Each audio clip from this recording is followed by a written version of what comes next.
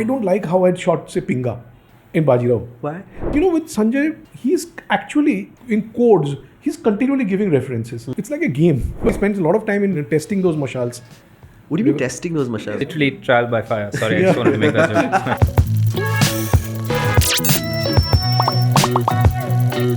Hello, this is FC Popcorn, and we are with the renowned cinematographer Sudeep Chatterjee. I'm Prathyush, this is Suchin, and what we're hoping to do over the next 40 minutes to an hour is to talk about Heeramandi, the making of the show, and generally of the Bhansali image, of which Sudeep is an integral part. So Sudeep, I want to start with the fact that this is your first foray into streaming, right? Yes. So this is the first time that you're creating images for a streaming platform. How do you change or adapt your art to the medium?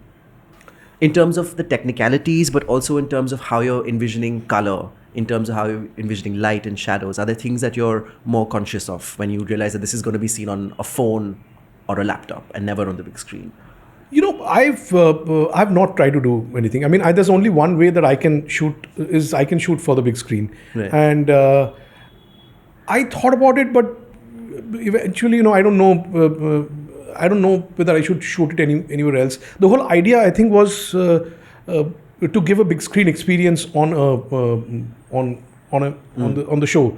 So I shot it like how I would shoot for big screen. Right. Some things did occur in my mind at times that when you come to the big screen in a theater, you're watching it pretty undisturbed. You're in a enclosed theater and the lights are dimmed out and you're watching it with full concentration without any disturbances. Whereas when you're watching it at home, there might be some someone rings the bell. Someone or some bright lights that are on. Right. But then keeping that in mind, I don't know if I should alter my style and make it more. I would always work to make the images attractive and engaging.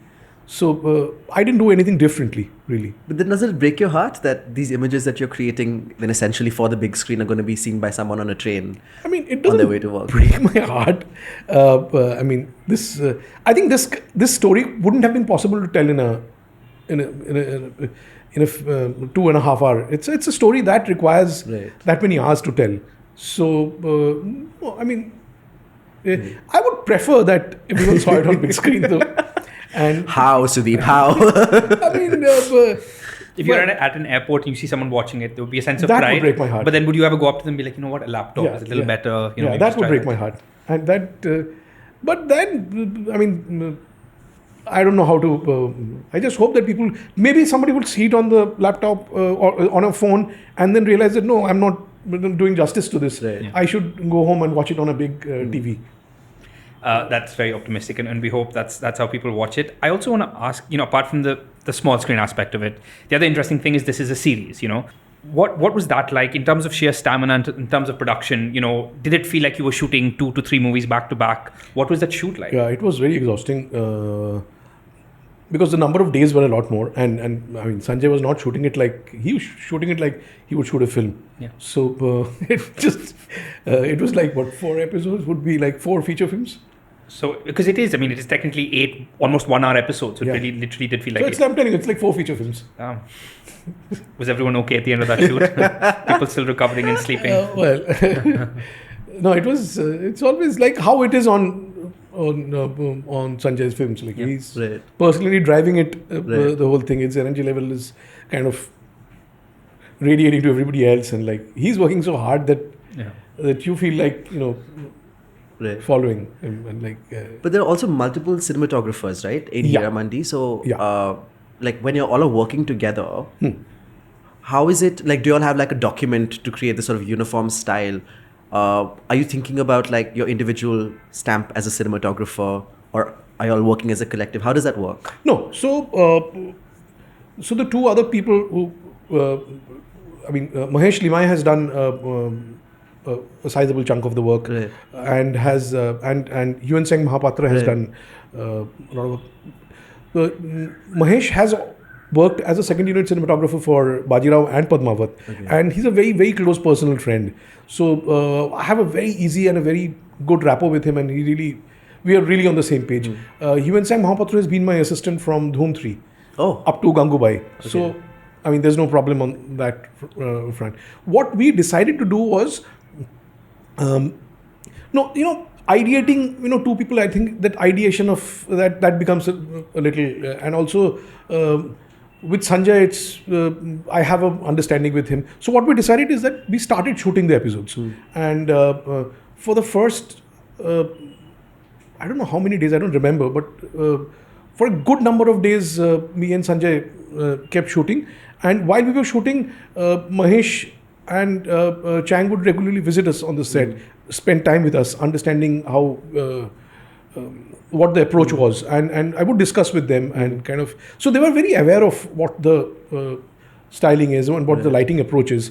Because पहले से भी बोल के ना उतना होता नहीं है with Sanjay, because it's not that there's a decided style and we've kind of locked everything and we'll move with that. It's not. It's so dynamic. It's always changing on the set. We went to shoot a day scene and we ended up shooting a night scene because stuff like that. We were supposed to shoot this scene there with this kind of lighting in mind, and we ended up doing something completely different. Wait, give me an example of a scene that you were supposed to shoot in day and then it changed into a night scene on set. I mean, like so many, I can't tell you, like not just day and night, but the overall approach is like, it's always, he would come to the set, and he's somebody who comes alive on the set. Right. Once he's on a lit set with the actors and things and he starts improvising, and those improvisations, I mean, we all go along with it because they actually keep getting better and better. And it just sounds more exciting. And, stuff like there was one scene that we were doing, and the scene sounded very, very dramatic. But when I saw the rehearsal and when I saw the way it was being played, the drama was very strange. It was a very, very unusual drama. And I felt that the lighting that I had designed for that was a very mood-lit night scene. That was an overkill. I feel that was like overdoing that. There's a performance which is going at a certain pitch and the lighting going at a certain pitch.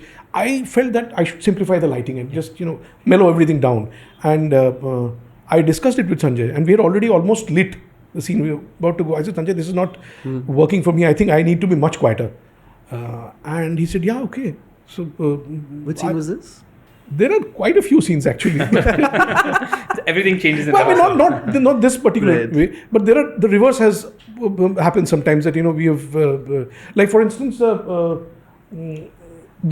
Lajjo's death scene. What happens after the death or the funeral? The funeral. Okay. When I saw that what Sanjay was going for, that there was a strange kind of a gathering, and then suddenly she starts dancing. That thing was an improvisation. That Azadi song. Really? And that thing that was an improvisation. It was not there in the initial discussions. On the shoot day, this just happened, and I realized that it just requires a completely different visual treatment. And the best part is Sanjay gives you time for that. Right. Those like so I altered the lighting to make it more. Whatever you see, it is. But also, what I also wanted to ask you about is that aside from the fact that this is long form, this is streaming, it's an ensemble of characters. There's so many characters, and I just wanted to know how that changed your approach, because we're so used to watching Bhansali's work where there is a single, it's a Gangubai, it is all about one larger than life towering figure, maybe two characters. But here, when you have so many, how does that change your approach? No, I mean, my approach doesn't change because you're doing one scene at a time. Yeah. And but it's very exciting that a certain character has a certain trait. You keep that in mind. Like with Malika Jan, you're always discovering she's really mysterious character. Right. That like and every time you think she's a horrible person, she does something oddly. Yeah, and then it's vice so versa. surprising. Yeah. It's like. And I had maximum fun shooting her sequence because so mad, Suddenly she'd do something and like, Coming back to the other cinematographers, by the time they started shooting, they had spent considerable time with me on set, and they were somewhat aware. But I kept on telling them, that you should shoot it your way. Right. The set was there. A certain lighting template was already set, and it was. I think it was very easy for them to follow that. Right. Or there's one thing, it's a quite uniform look. Like when you have multiple cinematographers, you also have multiple visions and multiple ideas of what that image is. No, I mean, then we would regularly meet on set. I would be there on the shoot, and we would discuss things. And no, but also the two people that I'm saying also a little bit was done by Ragul. Right. But everyone who came in, like particularly Mahesh and Chang, they were very, very faithful to the style, I must say, and they very diligently followed the things. And the vision was very a singular vision. Also on the grading, that's true. You have to make sure that everything kind of falls in place. It all feels like the same show. Yeah. What were the references that y'all were given when y'all were researching this? Because I remember this lovely story that you said about Bajirao Mastani, where you said Sanjay he wanted a color for Mastani's wall, and he was like, I want the kind of color that makes me want to remove my chappals and sit on the ground, And these are not really references; they're just images. And how do you sort of distill that affect into a color, a more concrete thing? So, for this show, what were the things that you were looking at? What were the emotions that you all were after? It's like my every experience with Bhansali, there is no referencing really. I don't remember ever a situation where he would say, okay, this is a frame that I like, or this is something that you should do. Never. Right. It would only be, he would give you the script, and we would talk about the story. And but with Sanjay, what I've realized, he's actually in in codes, he's continually giving references. It's like a game where you have to there's a puzzle that you have to solve. Give me an example. I mean, there is. I can figure out by the way he's talking, by the way he's cracking a joke, right, or by the way he's reacting to a music or a photograph that I'm showing, right, and that photograph doesn't have to be something related to the film. I mean, I keep sharing stuff with him. Right. Suppose I went for a trip somewhere and I take some pictures, and I would show it to him. He would react to those images, and in those reactions, there are a lot of hidden codes of which way he's going. What advice would you have for other DPs who are trying to read the director's mind and No, I think it's wonderful to be on that kind of a zone where you can understand that shorthand. And there's so many unspoken things, because actually, the moment you try to speak, a lot of things I think get diluted. If you can connect on that level, I find it very challenging and very. It's a beautiful process that when he's talking, I try to hear how he's talking, and he's a very expressive person. Right. He's a very expressive person that way, in a very abstract way. Has there ever been a time where somebody's next to you and sees these reactions and looks at you and says, you got all of that from that one reaction? How do I speak this language? It's multiple times. It's like you spend time with the person, you kind of understand. Then again at the rehearsal, I know the way he's when he's. I've more or less come to set with a certain lighting in mind. Okay, right. So I'm late also, but then I try and pay attention to how he's briefing the actors, or how he's kind of trying to extract something. उसमें से मालूम पड़ जाता है कि okay, this is the direction that he's going. Right. This is where he's going. Or also a lot of it comes from when we are spending time on the set before the shoot, when the set is being built, because for us that's a very, very important time. Because the set is there and he keeps on going, color this wall this way, or that window. You think that window should be here. Or do you want the window slightly there? Oh, and I would say that why do you say that? Why do you want to shift that window? I said, no, in that scene, maybe if I could place that character here, and maybe same stuff like that. There's a lot of stuff that goes on while the set is being built, or there are a lot of referencing, for like that. It comes from.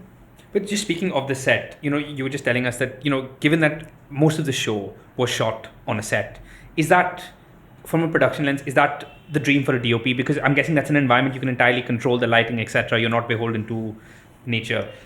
So was that? It's a great situation to be in, where I can control the lighting exactly how I want. Particularly, the nights are not a challenge. The challenge is the day, because when you're depending on the sun, and the sun keeps shifting, and here we can if it's a specific time of the day, right, then we can have the sun exactly at that position and not move. That's a great situation to be in. There's one thing I don't know. I'll try and tell you and see if I can express. Right. We'll try and guess from your reactions. So what happens is that I have to remember that no one's going to give me any credibility for it looking real, because people don't know that we've shot it in a studio and that everything is being created artificially. Okay. Now on set, people initially get very excited when it starts looking like daylight, because a lot of people maybe initially feel that ye ho bhi payega kya? Matlab, will it actually look like daylight? So when it does, everyone gets very excited. Ki, wow, it's looking like daylight. Now I have to question myself that, the audience is not going to know that. So there's no pat on my shoulder for creating daylight realistically. Right. But how to make that daylight look really magical? Here what happens, that you start pushing the boundaries of realism in pursuit of making it magical. Okay. And there is a possibility that it might start looking fake. So that's something that you have to be very careful about. You know what I mean? Finding that line. I feel that I wish the sun was a little more orange, or I wish the ambience was a little colder. Right. And you do it, and I think it'll be magical. Right. It might start looking fake. Right. I like that, the distinction between magical and fake, because you always look at Bhansali's films as there's an artifice to it, but it's never artificial. And I think that in this, if you don't, whether people can spot if it's fake or not, I think people get it. It's in subconsciously. And there'll be something distracting if it's not looking real. It's like, is it like, when there's bad CGI where you can't tell, you can just know tell, something is off. Something tells you it's off. Yeah. So that I'm really, as an artist, I'm really pursuing that let my work be as believable as possible, as real as possible, at the same time as magical as possible. Right. It's a very it's a tough mix. Right. But I'm trying to get there. But even when I'm lighting, for instance, if I give you an example, I don't like how I'd shot, say, Pinga in Bajirao. Why? Because I felt that somehow I had to make sure that my two actresses are seen. Right. So I lit them slightly more specially, so that they are standing out from the rest. Right. Because I felt I should do that. When I saw it, I said, I can see the lighting. I don't know if everyone else can. I can see it, and at the end of the day, I have to satisfy myself, because how else you know that?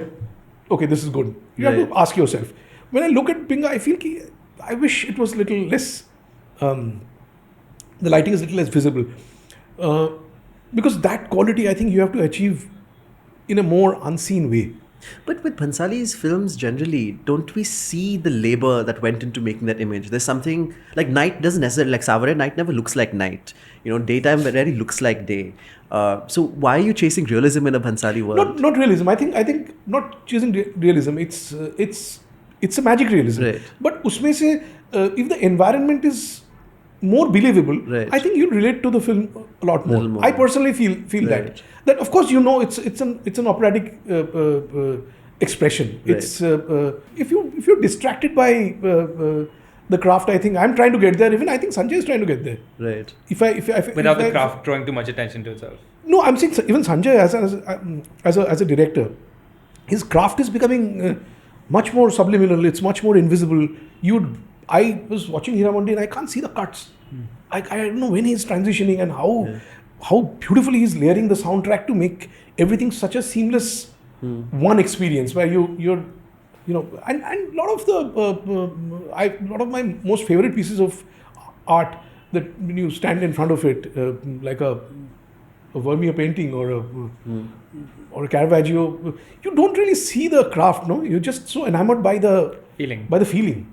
And but you mentioned the environment, so I did want to ask you, I don't know if this is me reading too much into it, but when you first see the Tawaifs, in the first episodes, the sense I got is the way they're framed is these massive sort of larger than life figures. You're almost otherworldly. You obviously see the insane amount of opulence around them, the lavishness of their mansions, but also I got a sense of just how lonely it is. They're these very solitary figures in these massive spaces. Is that what you were trying to convey? Absolutely. That was exactly the idea. Yeah. And that was exactly how Sanjay was crafting the scenes. And it was very evident that he was going for that. Yeah. That there's a sense of, if you see the way the art is, there is opulence, and at the same time there is a sense of decadence. Yeah. That things are going down. Yeah. That little sense of brood. In terms of in terms of lighting, I really was trying to go for that. Yeah. And framing. And they were wider shots, right? yeah, they were mostly shot with wide lenses. Even the close-ups were done with wide lenses. Yeah. So that what I think Sanjay does is, apart from his actors, there's a lot of stories that the walls also say. There's a lot of stories that the props around that say. So I feel to frame the shots as much as background that you get. So I never shoot with anything more than probably a 35 or 50 at the most. Oh, okay. A lot of it on 25s and 18s because the setting has so much to say. Right. Not just the settings, but also the way you light up costumes. And especially this is very evident in Heeramandi. Because in Gangubai also, like she's having these cotton saris with lovely embroidery, and then you backlight it really strongly, and then you can see the embroidery on the sari so very clearly. Yeah. And in this case, you have Faridan's the glittering outfits, which just like every time the camera gets closer, you're seeing the light shift suddenly on her saris, the way the cottons are shot. Yeah. So can you talk to me a little bit about... when you see Sanjay working on those costumes, I feel if I don't take some pain to bring it out, it's like there's so much work that goes behind when he's selecting that costume. Right. And he would say that, okay, listen, when Aditi in the first song, say when Aditi is taking a turn, the ghagra might lift something. What kind of color do you want under the ghagra? Because it might show on camera. So this intricate detailing going on that. There's like so much discussion on the thread. Right. What will show up on camera and what will kind of glitter. And he would ask me, how this is good for you. And there's so much effort that goes on in selecting those costumes. And there's this lovely shot, the scene where Faridan's getting herself shot, taking photographs of herself, and so you keep getting those magnesium flashes. And there's also Manisha Jan comes from behind, and then they're having this conversation, and the materiality of cloth is different, and every time the camera flashes, you're seeing that difference becoming so much more apparent. We spent quite a bit of time trying to figure out what exactly that flash would be, so that you get that kind of that antique flashbulb kind of effect. And also, you're saying that Sanjay is so particular about his costume, and he knows every costume, everything by heart. And like one color goes off, and all he'll catch me. Where is that pink? Or where is that should show. And it's just gorgeous. The amount of people who will watch this show and wish there was some sort of option to click on a costume and say, I want to buy it, or like one of the props. If Netflix can clock that, they've made a lot of money. But what about there is this improvisational quality that exists in his cinema, and I remember you telling me this is about Guzarish, I think, where there's this one scene where the conical beams are there, and then Hrithik Roshan is sort of sliding down it like a slide, and this is an image that Bhansali had and told you, and you didn't know what to do with that because it seemed so technically impossible. But then you worked on it, and of course it got made. Were there moments like that in this film, in the show, where there were ideas thrown at you, and then you had to figure out a way to realize that idea into an image? Even in Guzarish, the scene that you're very proud of, where she's coming holding that mirror, and it's gorgeous because you're seeing the reflection of the mirror on the curtains and the walls around, which is a very difficult image or shot to conceive. So were there moments like that where you I don't particularly remember. Right. So everything seems to be a challenge. I mean, simple things like I'm saying that. If you see Lajjo's Mujra, right, or Bibbo's first Mujra and all, simple things that the walls are so high, it's so difficult to light, because normally on a set, right, you build a set up to a height of 12 feet. Right. So above 12 feet, you have your catwalk to light. Here on Bhansali's songs or anything, the walls are 20 feet high, so the catwalk is really high. And what happens is, from that height, if you light a character, the eyes go in socket. Right. And it's a DP would understand when I'm saying what are 20 feet height wins, and what he keeps doing is it'll start on an extreme wide shot where you see the whole set, right, and it'll end up in a big close up. So just to hide lights with the way he's shooting, it's becoming so difficult to hide lights. And I thought the Bursi scene was very challenging. But they all come up holding this candles. and they come for the mercy, and it's all really dark. Yeah. And Manisha goes behind the white thing to see her portrait. Yeah. That was quite a challenging scene, because if it's everyone's there's so much movement, you can't do anything else. You have to actually shoot with the real candle. So you're going really, really low down the exposure range of your camera. You're really challenging the sensor. Now what happens is, in this kind of lighting, because the supplementary lighting has to be so gentle and so mellow that it doesn't overpower the candles. You mentioned candles. The other scene that popped into my head is when she's walking into the water at night, Aurangzeb, to look for the pearl, with that one candle, and the way it reflects off the water. That's the other one that just jumped into my head. That's lovely. So there are 4 mujras in that same space. And how are you as a cinematographer and as a director trying to and all of them look very different. There's either the time of the day. I think most of them are shot in the evening only, right? One is twilight, the first one. Right. The second one is day. The second one is day. The one is night. Yeah, they're all different times. So since we were shooting at the same spot, we wanted to have it differently. Yeah. But what were the things that you all were doing, apart from, of course, changing the time of day, to make because it's 4 set pieces in the same set can feel monotonous, and this is the very idea of it sounds daunting. But then are there things you all are doing differently? For example, the last one, you all added those silvery things that come down. Oh my God, they're so gorgeous. It's like every time they move again, you're seeing the light shift constantly, and it's so you have to do things to make it different. Right. But like Aditi's 2 mujras, for example, like what were things that you all were there things that you were consciously changing, or you all like, if you see the position, the first one is out in the courtyard. Right. The camera also goes all the way. It's outside in the courtyard, in the quadrangle actually. It's called a quadrangle?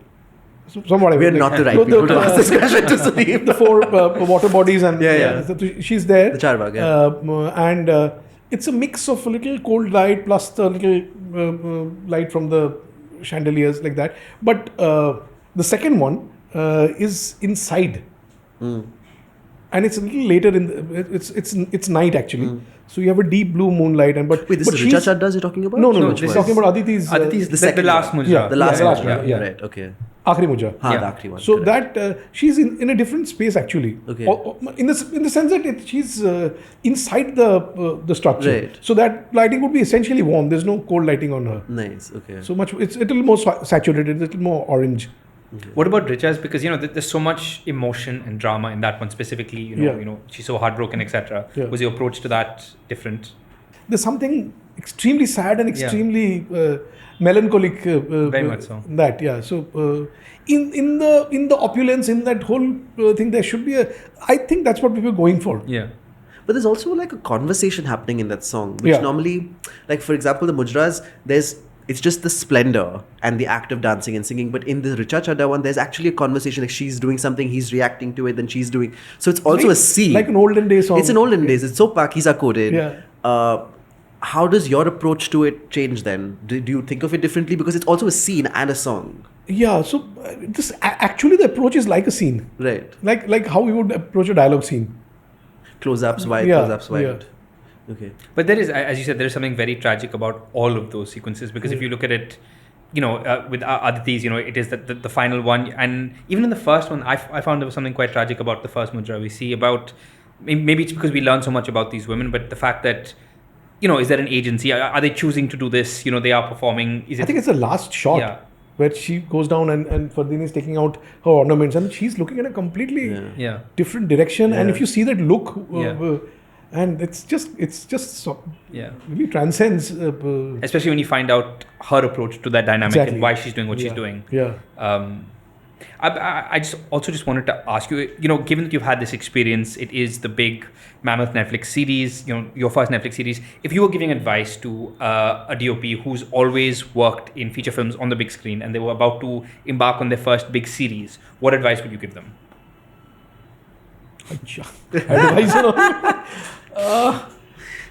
Things you wish you knew at the start, if that's an easier way of phrasing it. No, I mean, I don't know any. It's not that my approach has changed or anything. When you're shooting for a big screen, at the end of the day, what you're doing is like you're just trying to woo people into the theater. You just make sure that people come into the theater, they have an experience. today, I don't think the approach should be any different. I think my approach has been like I would shoot for big screen, and I actually don't know any other approach. Which I think is quite wonderful, that you are still going for the same experience. Yeah, because if there are people who are watching with distracting lights, I hope that when they see the first 5 minutes and then they realize that this requires my attention, little more attention. So don't disturb me. Let me switch off the light. Let me watch it more seriously, and let me watch it more attentively. Yeah. And I think the work itself would, if it's good, it'll ask the audience to participate in a certain way. The seriousness with which they watch. That's how you know your work is arrived. If people at home are telling each other to shut up, to pay attention, that's how you know that you've really found the audience. Sudeep, something that we were talking about before the camera started rolling was this sense throughout Heeramandi that your eyes are always on the ground and you're looking up at this world. And there's something dizzying about it, not just because of the height of the sets, but also you're constantly looking up at these characters. Can you talk a little bit about that decision and where it came from and what you were trying to go for? I have grown up watching cinema from the first 3 rows, in That's the only way to watch movies, by the way. First 3 rows. We used to run away from college and school and, buy those 90 paisa tickets. And in 90 paisa, the first 3-4 rows. And I started watching cinema like that, when you look up at the big screen. And I think there's something wonderful about looking up at a person. It's a double chin. Well, that you take care in the lighting. That you have to be very smart about it. But there's a wonderful way. I think Sanjay and I both share that I would say a deep respect to cinema, where you kind of look up at the screen. And so instinctively, a lot of times our camera goes a little low angle. Especially when you're building these, I don't want to keep using the word larger than life, but these massive figures, in his films and in the show. Yeah, that's in his film. That's all about. Yeah, the way you're presenting these people. I mean, you do get that sense a lot. Yeah. Can we talk about the climax of Heeramandi, where all of these women are coming, trying to storm the prison? Of course, they don't storm the prison, but all of these women with fires. It's almost like reminding me of Padmavat, right? Like all of these women swarming together to get something done. Talk about just that scene, because so much fire, so many women, all of that black. Not just what the climax stands for, which is something that the show itself does really well, is that when you have all of these characters together in a frame, you never feel like one character is being left out. Oh yeah. But that's the way Sanjay covers it. I mean, like it's. But it's also the way, as cinematographers, you lens it. Not just the wide lensing where you're allowing everyone, but even like when you get that close up, even in Sakalban, like 1, 1, 1, 1. In the climax also, there's 1, 1, 1, 1. You're giving everyone the dignity of that attention, but you're also giving them the sort of collective presence, which permeates through the show. Like if you ask me who's the protagonist of the show, I wouldn't know. You would know, exactly. Yeah. And that's of course the direction, but it also comes to how together you've collaborated to produce these images. Were these conversations you all were having? Absolutely. In for the climax, we spent a lot of time discussing the climax, how it would be late, and how it would be how many the fires, my God. The fires, we spent a lot of time in testing those mashals. What do you mean testing those mashals? Testing means it's with the mashals, the problem that happens is that with real fire, you get so much smoke that the actors. Yeah, we figured it out in Padmavat, and we made sure that it's like in Padmavat was such an issue with those things. But we figured out that if you actually make the jute balls with and you wrap it in paraffin wax, then that is much better than kerosene. Oh, much less. But that paraffin, it also dies very fast. Right. So you have to sustain that. Our department has to keep making those. So we did a lot of the testing for the climax of. Literally trial by fire. Sorry, I just wanted to make that joke. Yeah, the climax. I think we started testing those mashals a month before, and we had to make so many mashals. And oh my God, I can't imagine there must be like a fire truck, right? Yeah. On Sanjay's sets, it's given a lot of importance. Yeah. We have a lot of fire security, and particularly since it's an enclosed set, you have to be really surprised with the number of supervisors who are there looking after fire security. Yeah. Also, the history of a Bhansali set. It's better to be safe than sorry. Can I ask you you've seen the full show beginning to end. Are there shots that you will take back from this show? Shots that you're immensely proud of having worked on? Don't say the whole thing. 5 years from now, when you're thinking back to it, what are the shots? Take back some shots. I'll take back some shots I'm not happy about, and try and rectify those on the next one that I. And you're not going to tell them what those shots are? What about the ones you are? Are there any that come to mind that you're proud of, that you'll take back for the right reasons? I like all the big exterior shots. Yeah. The tribute to Pakiza shots. Yeah. My favorite being the first shot that you see in the trailer, the inverted shot. Yeah, that was quite a tough one to pull off. How many people were on that frame? It's like there are all of these dancers here doing the. And firstly, mounting the jib on that height was such an issue. And what happens is, it's a very funny thing that when the frame is inverted, you see everything ulta, no? Yeah. So, and there's a massive lighting console that I sit with, where every like a DJ, like a DJ. So all those cues would be inverted. When you're seeing an inverted frame, it was quite a because on a set like this, everything's marked left, right. I have faders with left, right markers. Right. And when the frame goes inverted, the left becomes right and the right becomes left. Oh God. So, and the same faders I'm again having to handle once the camera becomes straight. So it was a very challenging thing to remember. You also think that it's just a stylistic thing, but also in the show when that happens, you're realizing that their life is actually going to turn. It's literally turning. There's an upturning that's happening. So what happens is we kind of plan these big shots. Right. Once the set is being built, me and Sanjay, we keep walking around the set and we keep discussing that. Acha, yahan se ek mil sakta hai shot. Yahan se you can get one shot like that, like that. And then we come across, okay, from here if we do one inverted shot, that will be interesting. So we have a list of these 15 great dramatic frames, and then Sanjay would say, okay, you know what, use this one at this point of time, or use that one at that point of time. You're just looking for an excuse to use these really cool shots you've thought of. I love that. Yeah, the exterior shots, all the I really like the when the police jeep is announcing the curfews. Yeah. Those night frames. Quite a few things which turned out quite nice. But so there are stuff that I could do better. As every artist who grows feels. So you can tell us those a year from now when we look back at this. Yeah, okay. Sudeep, thank you so much for your time, for your artistry, for your insights. We really appreciate this. And we hope people do watch Heeramandi the way it's supposed to be watched, on the laptop. And if you see anyone watching it on a phone, just, just take the phone away. Yeah. Just, thank you so much. Thank you. My pleasure.